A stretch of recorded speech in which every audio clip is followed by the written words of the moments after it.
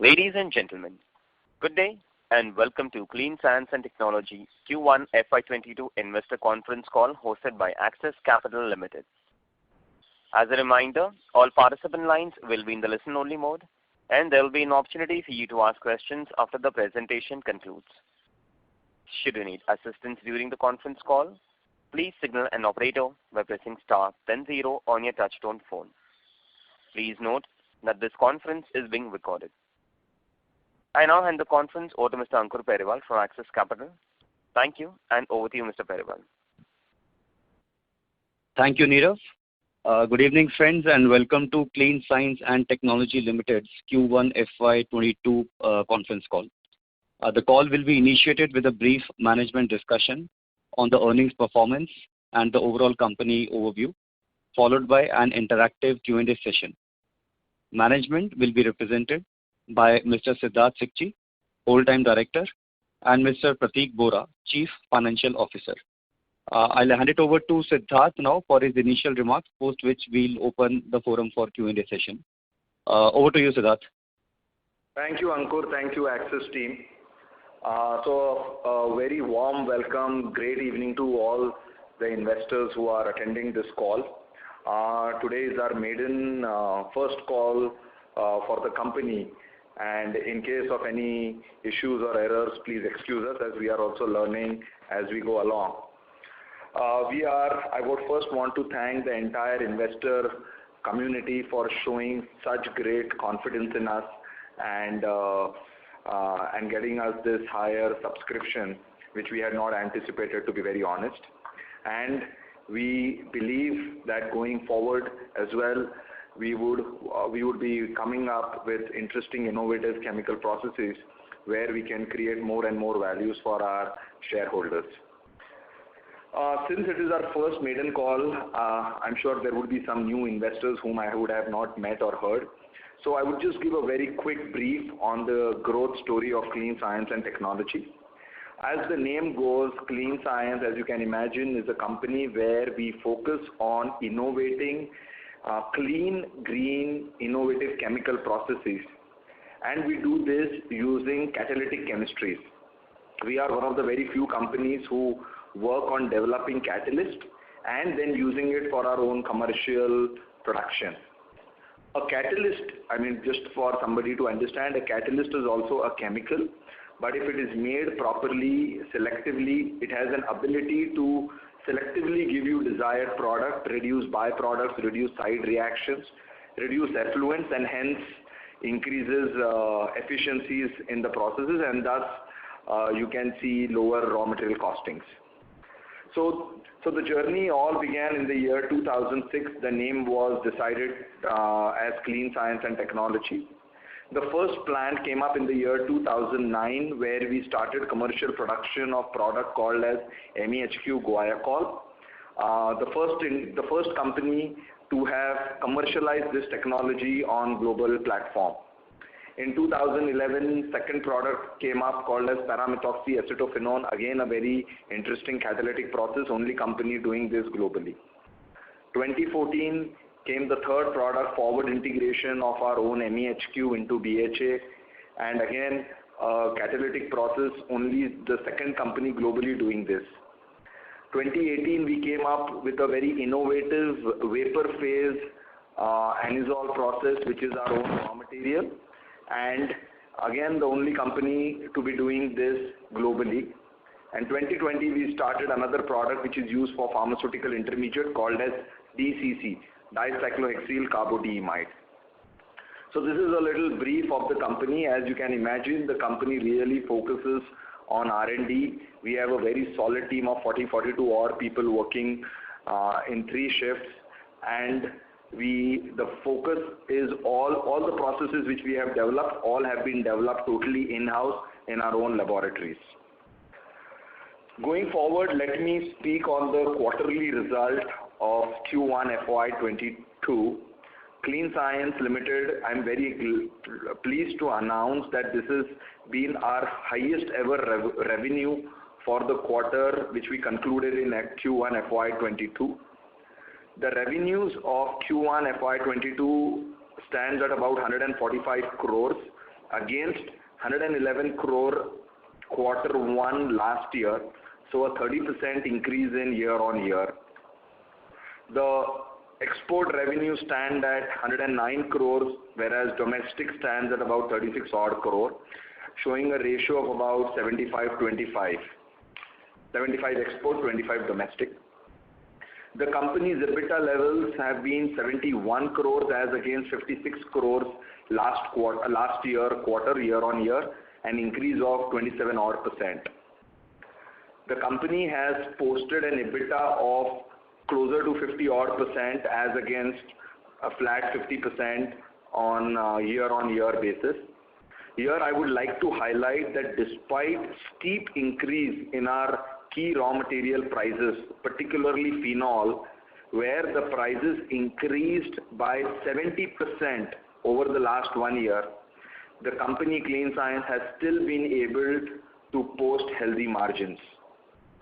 Profit before tax PBT levels increased to 72 crores as against 57 crores Q1 FY21, so a healthy growth of 26%. So the net profit improved to 55 crores against 42 crores last year, an increase of 30%.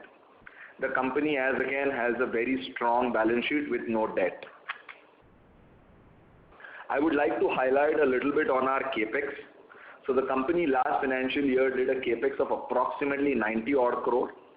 Quarter one we did a capex of about 30 odd crores. And throughout the year the target is to do additional 70-75 odd crores, ranging to about 100-110 crores in this financial year, which would be one of the highest capex which we have done since the inception of the organization. As you can imagine, all the capex will again be done through internal accruals, as the company is cash rich. A little bit I would want to speak here on the facilities. So we commissioned, we already have 2 existing units, all are based out of Kurkumbh. A third unit has started where the first plant got commissioned in Q1 FY22, which is a vapor phase anisole plant. So here we have doubled our capacities of anisole, which will suffice our captive demand and also will be used for selling in global markets. So now, in short, we have 2 anisole vapor phase plants. Plant 13, what we call, is expected to commission in Q3, Q4, FY22. This would be in our performance chemicals and enhancing production levels of our existing product lines, and a new product will also be added. During this time, earlier we had an anisole liquid phase plant in unit 1, which was making this liquid phase anisole. Today we are using that plant partly to make a product called as Veratrole, which finds application in agro and pharmaceutical industry. A little outlook I would like to give on the new expansions very briefly. As you can imagine, we are trying to get into the segments which we really like are performance chemical. We like intermediates for pharmaceuticals and agrochemicals. So over the next year or so, new products will come up in these segments. We see good demand for our existing products, except for 4-methoxyacetophenone, which goes into cosmetics. And as you can imagine, cosmetic industry is little down due to travel restrictions due to COVID. Company is always expanding towards newer segments, increasing customers' wallet share, and of course increasing or adding new product portfolio. And I think with this I would like to conclude my call. And I think if there is nothing, we can open up for Q&A. Thank you very much. We will now begin the question and answer session. Anyone who wishes to ask a question may press star and 1 on their touchtone telephone. Okay. If you wish to remove yourself from the question queue, you may press star and 2. Participants are requested to use handsets while asking a question. Ladies and gentlemen, we will wait for a moment while the question queue assembles. Participants, you may press star and 1 to ask a question.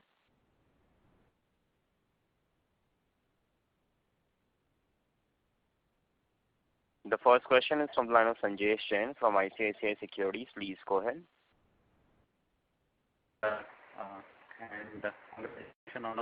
Sanjesh, sorry to interrupt you. Your voice is breaking. May I request to come little bit, sir. Hi, Siddharth. Good evening. Hi, Sanjesh. Good evening. Sanjesh, once again, your voice is breaking very badly. May I request you to join the queue once again? Or come No, can you hear me now? Yes, now we can hear you. Okay. Apologies for that. Okay. I got a few questions, Siddharth. First, can you just talk about how has been the performance across category on a YOY basis for all the three segments we report, which is performance, pharmaceuticals, and FMCG? That's my first question. And second question is on the... Sorry? Can I answer one question at a time?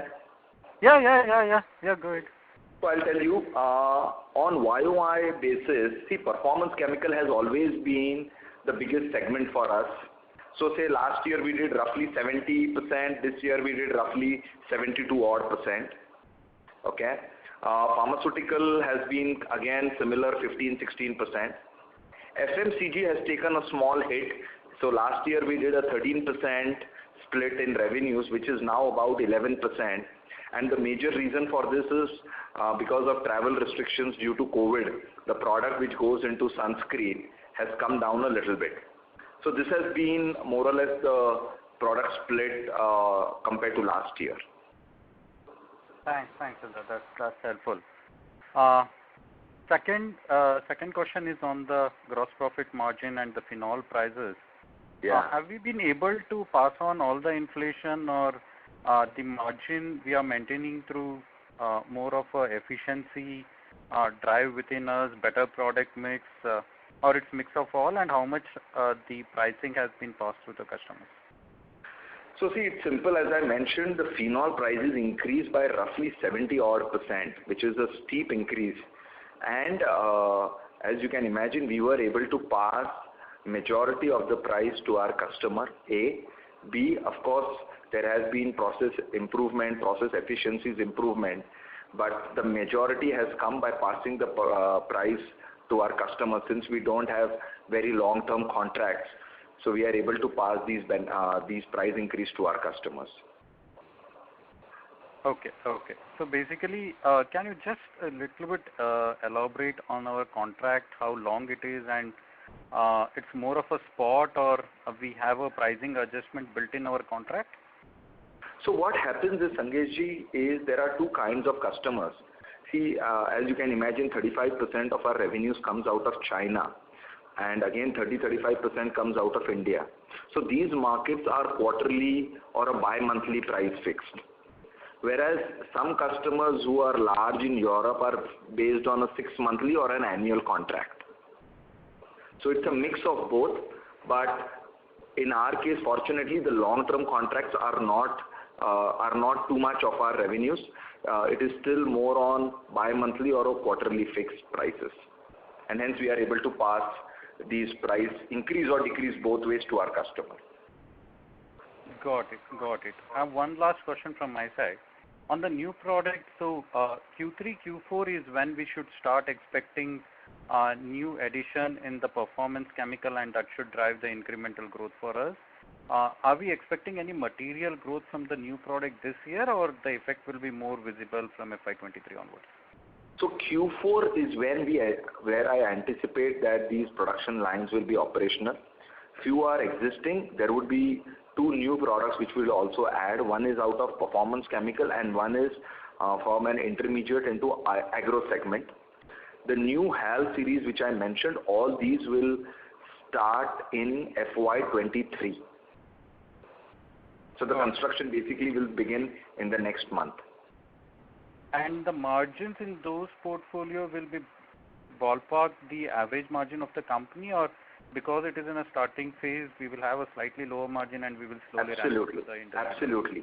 So whenever you start a business, you cannot anticipate such margins. The margins built up will happen over a period of time when process improvements happen, efficiencies improvement happen, capacities optimization will take place. premium customers come on board. So it's a 3-year process, but the revenues built up will start happening Q4 this year. And these are all anisole-based product, or this will be a different chemistry? Some are anisole-based, some are new products. Got it. Great. Thanks for answering all my question, and best wishes for the future quarters. Thank you, Sangesh. Thank you so much. Thank you very much. Next question is from the line of Ashish Thakkar from Motilal Oswal Asset Management. Please go ahead. Yeah, thanks for the opportunity. So we did around 77% gross margins in FY21, and in the first quarter of this fiscal we are at around 71%. So although you said that majority of this inflation in the raw material cost was passed to the customer, so would this price hike be reflected in the next quarter? So what I mean to say is that does it come with a lag in your numbers? It does come with a lag, but let me also tell you that raw material price is one parameter which you rightly pointed out. So say quarter 4, FY21, if you are comparing that, where if the RMC was about 22, 23 odd %, which is currently at about 29 odd %. Okay? The second also impact was power and fuel cost. So I don't know if you are so the coal cost, which is our major raw material for our boilers for fuel, the prices have increased as high as 50%. Hence, if you see, even our power bill has increased from 6% to 8%. So we have been able to pass majority of our prices to customers, but some part also we are absorbing in these abnormal times. And of course, I would also like to highlight here that sea freight has been a nightmare for all manufacturing companies, and it is changing on weekly or bi-weekly basis, and it is very difficult for us now to predict these prices few months in advance. So if an order is booked, we still need to honor that, and hence there would still be a lag with the new prices coming in the future quarters. Okay. So in this context, with the crude oil prices also going up, would you like to give some kind of guidance on where your gross margins would trend going forward? I don't want to talk on guidance. I can only tell you, as crude increases, the benzene prices will increase, so will phenol prices increase, and in that tune, all the end product prices, be it myself, or be it Clean Science or any other competitor, will all have to increase price, and customer will also have to accept these increased price in account of such increasing raw material prices. Okay, fair enough. So one question on this capacity utilization. So if I am not mistaken, today we are at 70%. And in the next 1 or 2 years, since we are adding a lot of capacities, where do you see your capacity utilizations in the next 12 to 18 months? So see, what is happening is, in when you say 70%, in this some of our existing products are more than 80%. New product like we added DCC, as I mentioned in FY20, which goes into pharmaceutical, that was running below capacity utilization. Now as these capacities built up happen, in the existing plants, the capacity utilization will cross 70 odd %. As and when new lines keep adding, it depending on the market scenario, but of course these plants will not start on day one.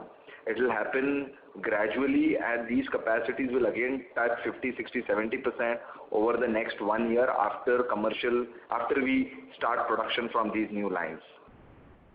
Okay. So in this context, broadly, in a bucket of next 3 years, would you be having any kind of capex plan? So obviously we spelled it out for FY22, but in a bucket of next 3 years, you have anything in your mind? Yes. In fact, we've taken a very large plot, which is about 17 odd acres, which is the biggest plot we have taken all this which we call as Unit 4. We are now trying for environment clearance, which I hope by December, January we should get environment clearance, and once that starts, there are ample of products which are lined up, which will go in our Unit 4 expansion. So there will be a lot of capex in FY23 as well, and even FY24 for that matter. I I don't know the exact number, but could be, I mean, these capex will all be higher than whatever we have done so far. I can tell you that for sure. Okay. And everything will be through internal accruals, right? Everything will be through internal accruals. Everything should be with internal. Okay. This is very helpful. Thank you so much and all the best. Thank you so much, man. Thank you very much. The next question is from the line of Tushar Sarda from Athena Investments. Please go ahead. Yeah, thank you for the opportunity. I had two questions. This is the first time that I'm attending a call with this company. Could you guide us on growth path for next 3 to 5 years? What kind of growth rate one should expect? What kind of margins, capex? Some broad idea on some longer term, mid to long term view. I would want to avoid future statements here, but I can just tell you in a nutshell. You can imagine that we will be, apart from adding more capacities in our existing product, the company will enter into new product portfolios. Again, the application areas will still remain the same, which is performance chemical or intermediates for pharma and agro. But a multiple of these products will be lined up for the future expansions in the coming 3 to 5 years. And these are some of these processes which we have already developed are some products where we anticipate to be, the only producers in India and probably top 5 or top 6 producers globally of these products. Okay. But in terms of growth rate, can we expect 20-30% growth over 3 to 5 year trajectory? Pratik, do you want to take? Yeah, so just to chip in here, so sir, as you must have noticed, over last 4 to 5 years, we have witnessed a revenue CAGR of 30-odd% on back of annual capex in the range of 35 to 55 crore. FY21 we did a capex of 90 crore. FY22 also will be doing, as sir already mentioned, the capex in that range. So our capex is increasing and asset turn would also increase. So we are optimistic that the past growth trend which we have seen on the back of 35-55 crore capex, we would be able to surpass or probably at least sustain that growth rate. Okay. My second question is, your EBITDA margins are one of the highest that I've seen in chemical companies, and you seem to, even for similar products, like MEHQ and all. So what is the secret for this? What is your reason and probably your R&D strength? So if you can elaborate a little bit on, how you are different from other companies in the same field. So the major thing what is happening is that, as I mentioned, we are a company which focuses on innovating cleaner, eco-friendly catalytic processes. The processes of MEHQ which we have devised, we are the only company using this process till date. And the atom efficiency, if we are able to explain you, is where we are able to use minimum raw material to make these products, which is why our raw material cost is in these particular products are lower than our competitors which you mentioned. So in nutshell, where does this strength of doing this kind of innovative research come from? Do the company promoters have this strength, or is it the team? I wanted a little bit of insight on that. So all the promoters, if you would have seen, are all technocrats and all have degrees in chemical. I particularly did my bachelor's from UD City, Bombay, and I did my master's in North America in synthetic organic chemistry, and I am responsible for R&D function in the organization. So you are driving all this innovation in terms of catalysts. A solid team of R&D working with me with a strength of about 42 odd people. So the ideas are discussed on twice a week types, and we are able to come up with cleaner processes. And the beauty is that since we have done all this since the inception of the company, so the passion for all of us is to come up with further better processes. And also, if you see our number, 35% of our revenues come out of China, and that gives us another level of passion that if we are able to come up with interesting process and make products in India and replace Chinese products wherever possible. Wow, fantastic. Look forward to being an investor in the company and following you. I think this will be a very interesting story going forward. Absolutely. We look forward to have you as our shareholders. Thank you. Thank you so much. Thank you. The next question is from the line of Dhaval Shah from Girik Capital. Please go ahead. Hello. Hi. As you mentioned, our strength lies in the catalyst and the process chemistry. So our products are sold at the same rate as our competitor would be selling it. And from a customer perspective, would we be the only supplier of your product because of a certain purity or a certain quality level, or you would be one of the supplier? So let me answer your second question. I think it is a right of any purchaser to always have multiple suppliers. So that his lines do not get stuck if there is a problem with one particular supplier. So I personally believe that it is always good for a purchasing guy to have multiple suppliers. So we are one of the suppliers, but our focus remains that we have the maximum market or maximum wallet share of that particular customer. So for instance, in some of our products, for instance, say MEHQ, we have a global market of about 50-55% odd. So we try that in customers like that, we have about 55% of their wallet share, and which we would want to increase to 60-62% going forward. So that is to answer that. On quality, I would want to say that it is not that our quality is better than our competitor or there is better than mine, because the product are on B2B sales. They come with a spec sheet, and we all have to adhere to this particular spec sheet and the applications.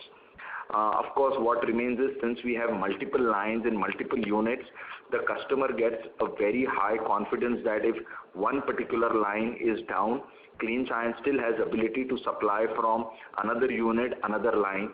So we give that confidence to the customer that there will never be disruption in our supplies, and this is one of the reasons that our customers have been with us for the past 10 years. Okay.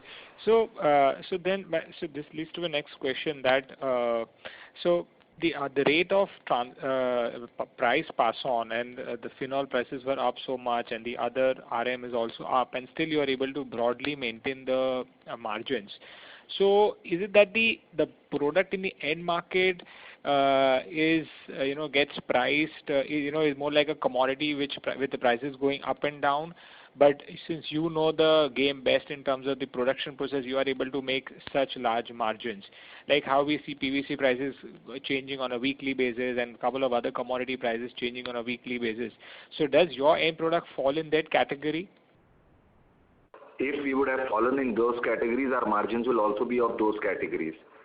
So we are a specialty chemical, meaning we take our raw material or commodity chemicals like phenol, but we transform them into specialized chemicals. So for instance, this MEHQ is only globally produced by 2 or 3 companies globally. So the technology, the quality needed is not easy to be produced by any bulk producer. So your high market share gives you the flexibility of passing on mostly on an immediate basis, basically. And because our raw material costing is 30%, but the other producers of MEHQ do not operate at such margins. They are anyways looking at, or their raw material costing could be 70%. So when there is a steep increase in price of raw material, it is for them to go to the customer first to ask for a price increase rather than me going to the customer and asking for an increase. So for him the delta would be much higher. So they have to increase the price, or they have to go to the customer to increase the price, because their margins gets wiped out, and in that whole process I am able to anyways get the benefit of price increase. True. And the third will be in terms of the looking at a 3-year scenario in terms of the margin guidance. So what gives you the confidence about maintaining this margins over a longer period of time? See, it is very simple. I'll tell you. I mean, if you look at our past historic data over the past few years, the margins have steadily increased. This has been on account of increasing our efficiencies, product yields, and for me to reduce margin is only possible if my competitors comes and cut down the prices of finished product. But as I mentioned earlier as well, that I do not see a reason why my competitor, who are anyways operating on wafer thin margins, would come and drop the prices, and hence I think these margins should be sustainable.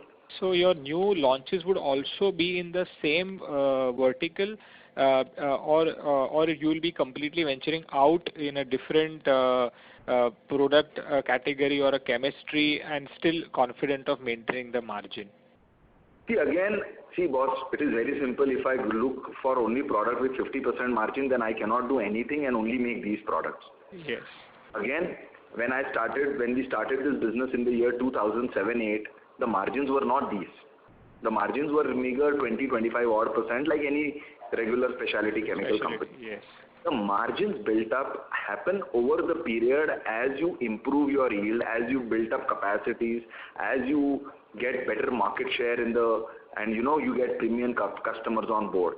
So if you feel that, as you can imagine, if you are an investor in a chemical company, these margins are unbelievable. Yes. And these margins will always come over the period of time. But what you should look at us is whether we have ability to come up with newer product portfolio, come up with interesting technologies, that over the period these will replicate what we have been doing over the past 12, 13 odd years. Got it. Yeah, of course. That shows up in the way you have ramped up, and one of the European client also asked for the tech transfer, which you refused. So absolutely. And you said the capex will be higher than what you have done. So you mean to say you did 90 crore in FY22, you will be spending. So you'll be spending higher than that, or you meant some cumulative years capex will be higher than, like FY23-24 will be higher than the cumulative years capex? See, capex कब होता है? When you have products in your R&D. Yes. Okay. R&D होगा, pilot हुआ होता है, then only there is a capex plan made to make those products. Fortunately for us, we have several products going forward, and hence looking at that, I am able to very confidently say that the capex over the next 3 years will be quite high.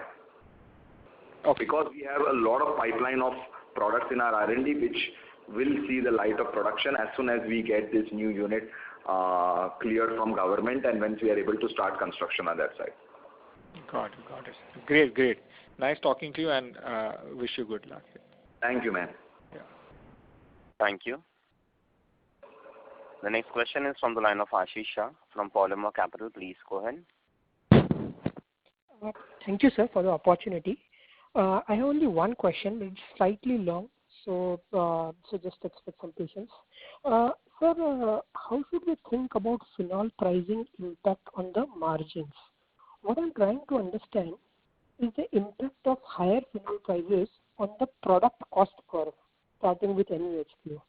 So, considering that the competition uses a more inefficient phenol-anisole process and are sitting higher on the cost curve, and will have to increase the price much higher to sustain when the phenol prices increases, does it indirectly help us in our margins?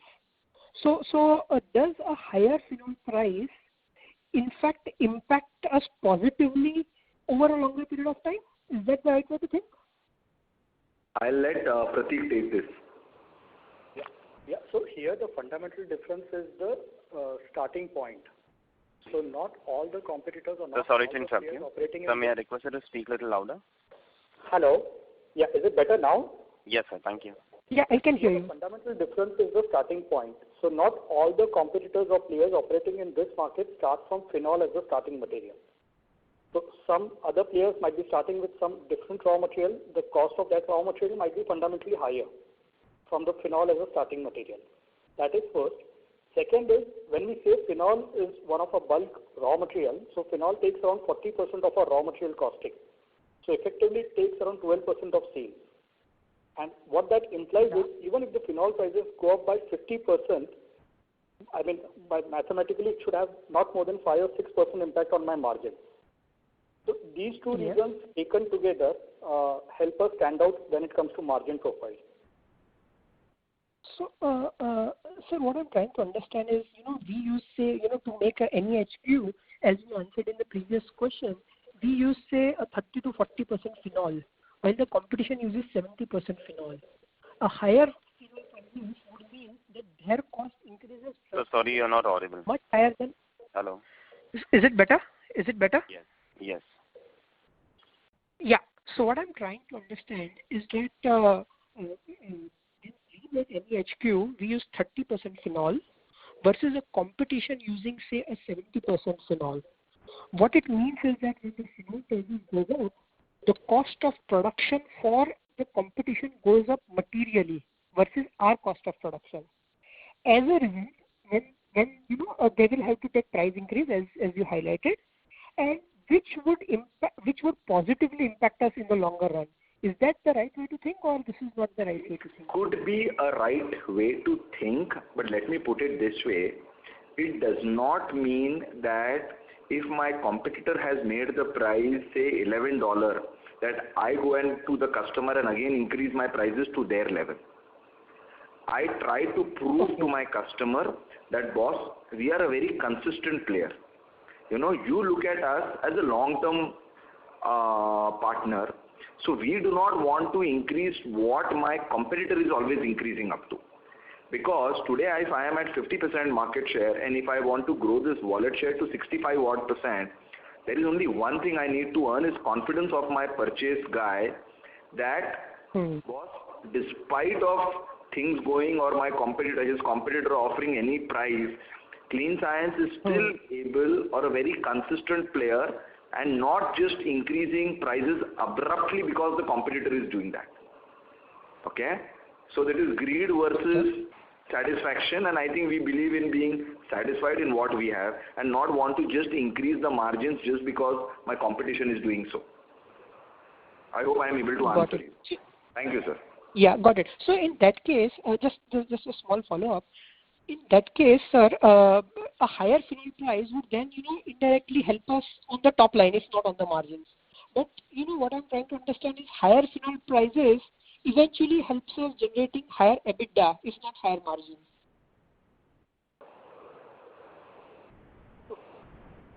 So higher... Or that's not the right way. No, so it's not like the higher crude oil prices will benefit me perennially. I mean, we'll have a benefit to start with, but eventually it's market demand supply. So then the spread also gets adjusted across the players. Okay. So it will not be that always an inflationary environment and it continues and I'll keep on getting the margin benefit. So somewhere theoretically it has to end. I mean, the spread will get adjusted for all the players. But again, we'll have a higher spread compared to my competitors because of the process differentiation.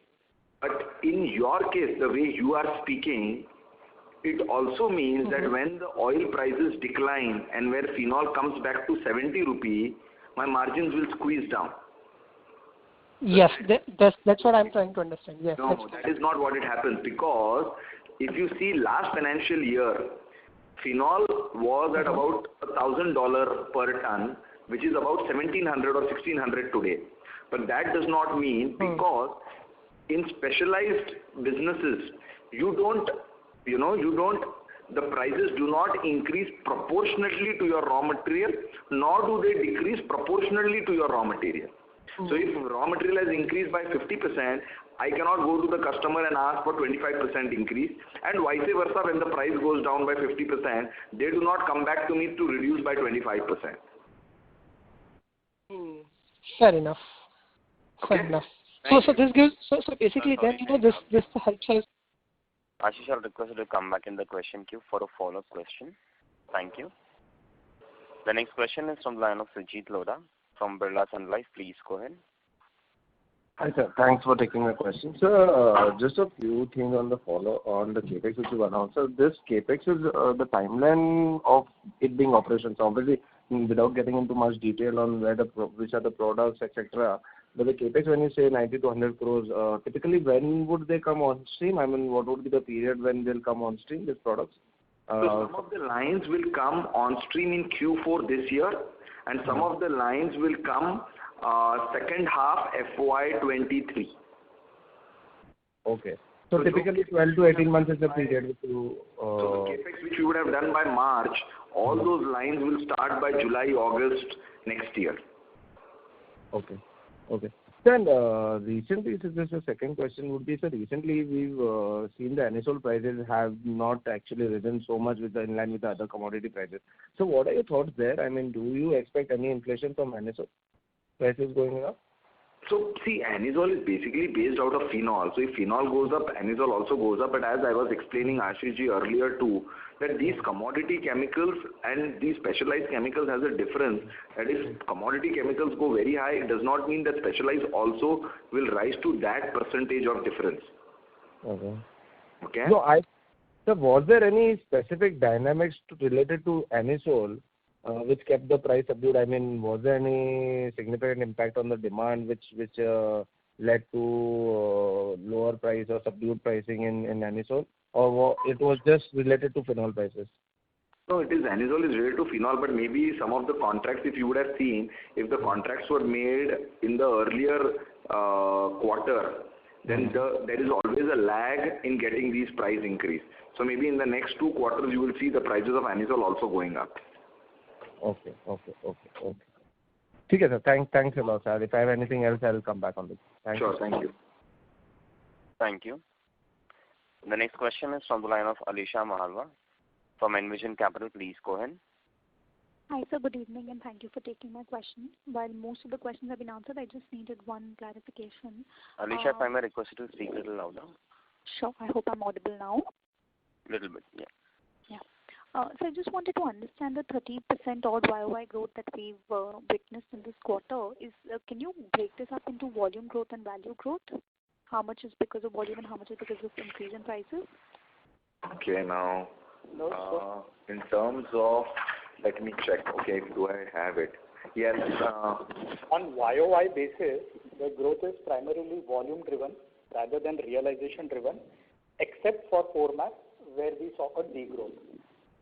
We are not comfortable sharing segment-wise volumes, but yeah, I mean the key takeaway on YOY basis, the growth is more of a volume driven rather than realization driven. That's helpful. Thank you, sir. My other questions have been answered. Thank you so much, Alisha. Thank you very much. The next question is from the line of Ranjit Siromala from B&K Securities. Please go ahead. Thanks for taking the question and congratulations on the set of Ranjit, you're not audible. Yeah, is this better? Much better. Yeah, so getting on to the segmental performance, you did share a bit of more details on a YOY basis. It would be helpful if you could also share it on a sequential basis. The contribution from performance, pharma and FMCG in the 4Q. And the second question would be, is there any seasonality in our business with regards to the quarterly performance? Is it way the second half would be heavier than the first half, or any anomalies in the quarterly performance? That would be helpful. Thank you. Yeah. So Q4, Performance Chemical contributed around 68% to the top line, Pharma 19% and FMCG 11%. On QOQ basis, because the raw material prices have witnessed a steep increase, so there have been a benefit of realizations also. The realizations improved for Performance Chemicals, also for Pharma Chemical, but for FMCG Chemicals, as we have already highlighted, there was a low volume offtake, so there we did not witness a higher growth. And the revenue growth or the revenue is not seasonal, so it's not that H2 will be better than H1 on a steady state basis. But this year, because we are undertaking a large capex, last year also we undertook a large capex, which we are expected to go online by H2 of this financial year. So we estimate that the H2 would be much better than H1. Thank you, sir. And my last question would be on the capex front. Since you have alluded that going forward the capex would be the highest probably that you have taken in the history of the company. Is there any inclination of setting up any subsidiary company to avail the tax benefits that we have, since we are also getting into new products and it's going to be a greenfield capex? No, there is no such plan. Everything will be under Clean Science and Technology Limited. And of course, after the IPO, the visibility which the company has received, I mean, we would want to harness on this and get all the newer product portfolios under this company name only. Sure. Thank you, sir. Thank you so much. Thank you. The next question is from the line of Saurabh from Asian Market Securities. Please go ahead. Thank you for the opportunity. So my first question is, you can give more color in terms of market size of the new products that will come in this Q4 and next year? So in Q4 or next year, we are trying to enlarge capacities of our existing businesses only, or existing product lines only. The newer products which will start in second half of next year would be the ones which will go into performance chemical, where the market is closer to $1 billion and growing at about 10 to 12% CAGR. Okay. And sir, how should we look at in terms of asset turnover for this 110 crore capex and even for the next year capex, whatever you will do? Typically, we are at an asset turn of about 2.7-ish, and I think it should be closer to that levels only. Okay. And sir, in terms of new products that will be developed, so are those newer products also based on internally developed catalyst, or how should we look at? Okay. Absolutely. These are all developed in-house, but different catalytic processes are used to develop these new molecules. New processes for existing products. And what will be the end market? Will it be the pharma or some other market? Three segments we like: performance chemicals, so these are stabilizers or inhibitors or additives, and then intermediates for pharma and agro. Okay. And so if you can give some color in terms of number of products which are in our R&D stage? So there are big segments of products which we are working on R&D. So we have a team which is already working on a performance chemical, where I mentioned the market is about $1 billion. Other segments are working on intermediates into pharma and agrochemicals, which are also large products coming into Indian markets. So I think there is a lot of potential going forward. Rather than giving you granular numbers, I think overall view remains quite optimistic. Okay. And so this the product in the performance chemical, the 1 million market size. So how is the timeline in terms of customer approvals from whether it's a short term, within 3 or 6 months you will get approval, or it will be a slightly longer cycle? So it depends on customer to customer. Price sensitive customers, it's very simple. Approval is directly proportional to price sensitive customers. So people who are absolutely price sensitive, the approval time are very short. And customers who are high paying customers but are looking at a long term sustainable solutions, sustainable manufacturers, there the lead time of approvals could be longer. So short time when I mean could be 1 month, and long time could be 6 months. Okay. Thank you for your response. Thank you so much. Thank you. Participants, you may press star and 1 to ask a question. The next question is from the line of Anand, individual investor. Please go ahead. Hello, sir. Good evening. Good evening. I just have 2 questions, very general questions. Compared to our production capability in fiscal year 21, and keeping in mind of the 2 new factories that are coming up in another 1 to 2 years' time, what will be the total increase in the overall production capacity of the company? Is it going to double or triple, like that? Very rough numbers. So, our gross fixed asset for the year closed by is in the range of 224 to 230 odd crores. So we foresee, the capex which we have done in the proportionate way, broadly the capacity or the capacity should increase. Because the entire capex is going towards operating assets. We don't want to give a volume specific number, so I'm just trying to give you a directional view. Yeah, okay, understood. And my second and last question is, are we only looking at organic growth, or are we also looking at any acquisitions in the future? So we are right now, there is a lot of opportunities in our organic space. Of course, we will always be open for an inorganic acquisition, but there are certain parameters which we have in mind, and until all are fulfilled, we would not want to enter into any inorganic acquisition. Okay, great, sir. Thank you and all the best. Thank you so much. Thank you. The next question is from the line of Dhruv from HDFC Asset Management. Please go ahead. Yeah, thank you so much, sir. So one quick question is on the freight cost. On a basket basis, what would be freight cost as a total, basket, as a percentage probably? And do we sell on CIF or FOB basis? And related, given the prices are so high and so uncertain, on a temporary basis, can it have some risk in terms of supply chain rebalancing, customers looking to, optimize some cost, probably some purchasing probably from some nearby sources or something like that? So Dhruv, the question, the split up, I think Prateek will answer, but I can only tell you that the freight we supply on CIF basis. No customers, very rarely people like on FOB basis. So it's all CIF basis business. These are all full container businesses. So what is happening is, this is one of the very odd year I have seen over the last 14 years of my working career, where shipping freight prices have been increasing on weekly, bi-weekly basis. So going forward, what is happening is we are also changing our prices to customers as and when the freight cost is increasing. So up to a particular percentage increase we are able to absorb, but beyond that the customer is willing to share with us. And for split up, let me ask Prateek to answer that. That's so freight cost. We have recorded a freight cost of around 14 million this quarter, and last year same quarter we recorded a freight cost of around 8 odd million.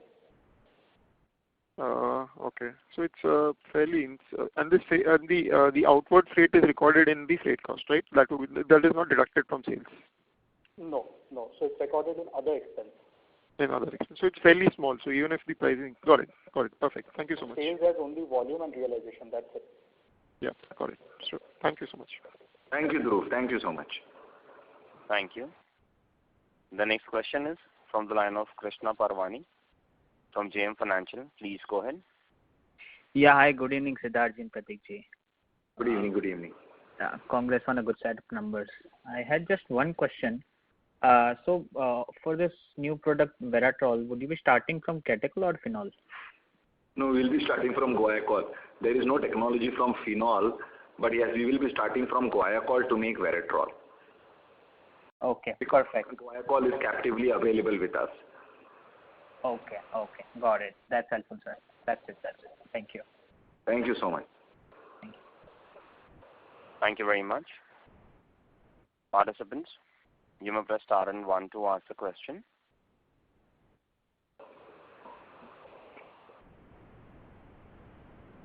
Next question is from the line of Devaraju, an individual investor. Please go ahead. Thank you, sir, for the opportunity, and congratulations for the good numbers. I would just want to ask about on the expenditure side, on the quarter-on-quarter basis, I have seen that the other expenses part in the balance in the profit and loss account has been increasing quarter-on-quarter basis.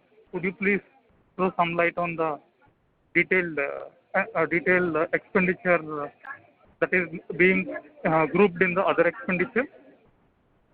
Yeah. So other expenses on YOY basis have increased for a couple of reasons. First is power and fuel cost. So we have witnessed around 70% increase in power and fuel cost, and the second is repair and maintenance, where we have witnessed around 22% growth increase. So these are the big two ticket items in the other expense which have led to an increase on YOY basis.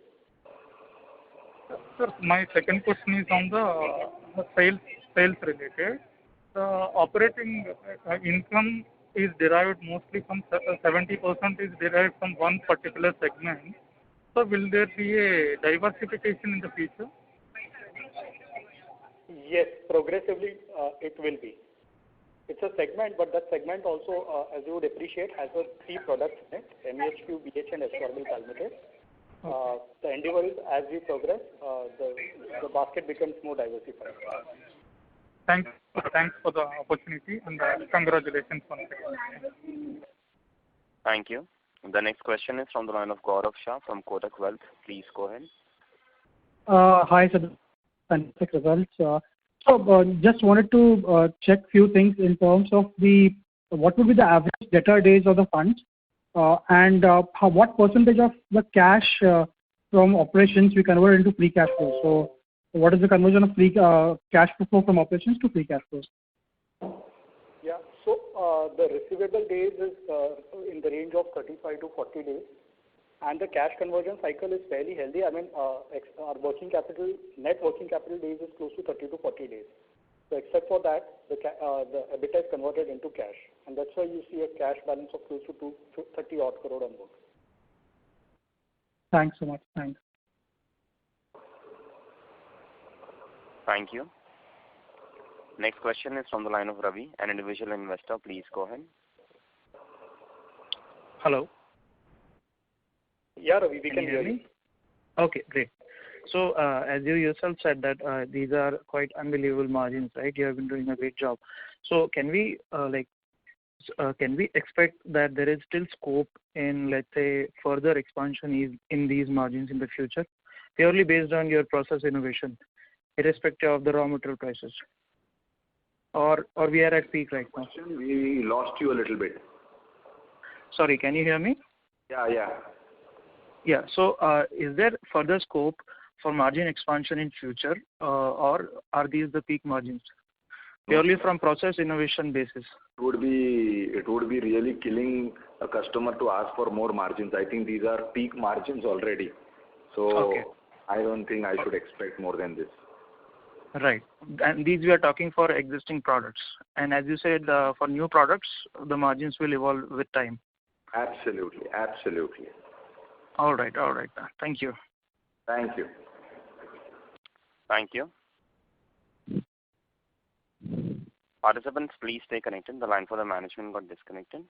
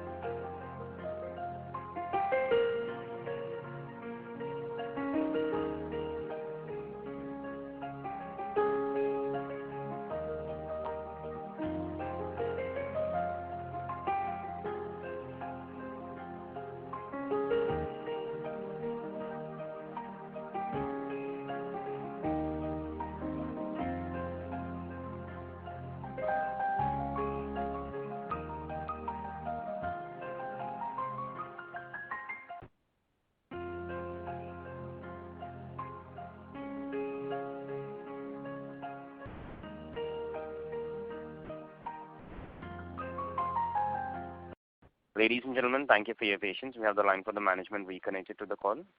The next question is from the line of Vivek Gautam from GS Investment. Please go ahead. Sir, I just want to know what is the expected CAGR for us, our top and bottom line for the next 2-3 years, and what is the opportunity size for each of our verticals, sir? Thank you. Thank you for your question. But we don't want to put a number at this stage. But yeah, we are optimistic, and our optimism is underpinned by the capex which we are undertaking. So 10 to 15 range, or at least that we can achieve, sir? Yeah, I mean, at least yes, but I mean, you're trying to put a number there, but we don't want to put a number. But yes, the number which you have put is the guidance number. Yeah, that's the number which you have put. We would the endeavor is much higher than that. Okay, sir. Thank you.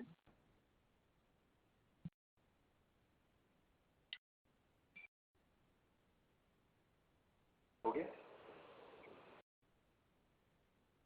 It's not up here. Hi, Ankur. Yeah, Siddharth. Nirav, you're there?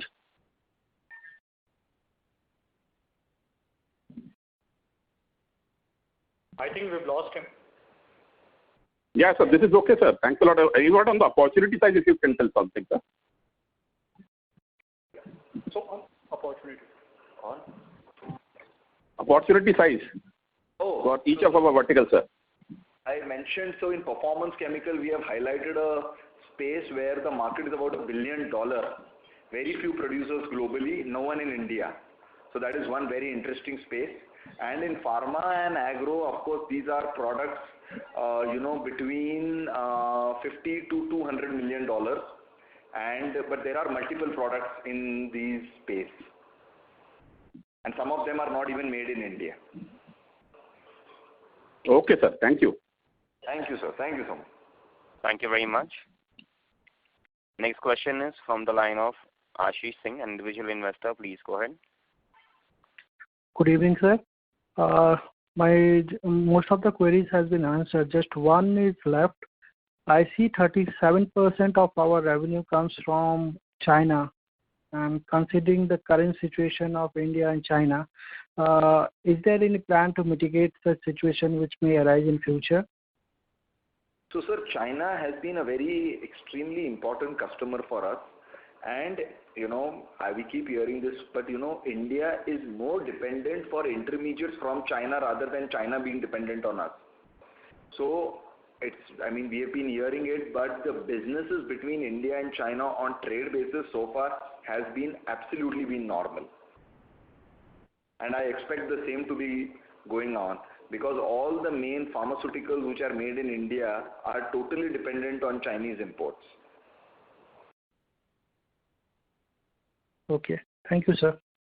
Thank you. Thank you very much. Next question is from the line of Manish Poddar from Nippon India AF. Please go ahead. Yeah. Hi. I have just one question. So, for the today outlay, what is the capex outlay for the next 3 years? And let's say, is there a dividend policy which the company has? The dividend policy, as we have mentioned in our DRHP as well, which is about 15% minimum, and we have been a dividend-paying company since 2012. And how about the capex outlay? Let's say, or the other way around, how much per capacity would be, let's say, fresh capacity planned would be environmentally approved? So Unit 4 is pending EC. Unit 3 is, the one plant is already commissioned during this quarter. And is there a cumulative outlay which is there, let's say, for the next, let's say, 3 years together? Sorry, we couldn't catch that. Can you come again? So I'm just trying to understand, let's say, in terms of capex outlay for the next 3 years, if you could probably spell that out. Yeah, this year, last year, the capex which we did, it could be in that range. We don't want to put a number at this stage. Okay, thank you. Assure you that in this financial year, we will be doing a capex of 100 odd crores, and going forward also it would be in similar or more only, but there will be no reduction because of the number of products we already have in pipeline. I feel there will be a substantial amount of capex, and all would be mostly done through internal accruals. Okay, because why I'm trying to understand is because you will have a significant amount of cash pool. So if 15% is the dividend policy, do you intend to probably acquire some company, or what is the plan with the remaining cash on books? We would always want to have a 1 year profit in the company because of any unusual times which we have seen in COVID or any such year. So we always, as a prudent policy, always want to maintain good cash in the books of the company. Okay, thank you. Thank you very much. Ladies and gentlemen, that will be the last question for today. I will now hand the conference over to Mr. Ankur Periwal for closing comments. Yeah, hi. Thank you everyone for participating into the call. Siddharth, Prateek, will you like to add any closing remarks? I think, again, I would want to thank all the investors for taking time out in the late evening to hear us. and to study about the company, and I look forward to a long-term association with all the shareholders and investors and stakeholders going forward. Thank you so much. Have a good week. Have a good evening, all of you. Thank you very much. On behalf of Axis Capital Limited, that concludes this conference. Thank you for joining us. You may now disconnect your lines. Thank you so much.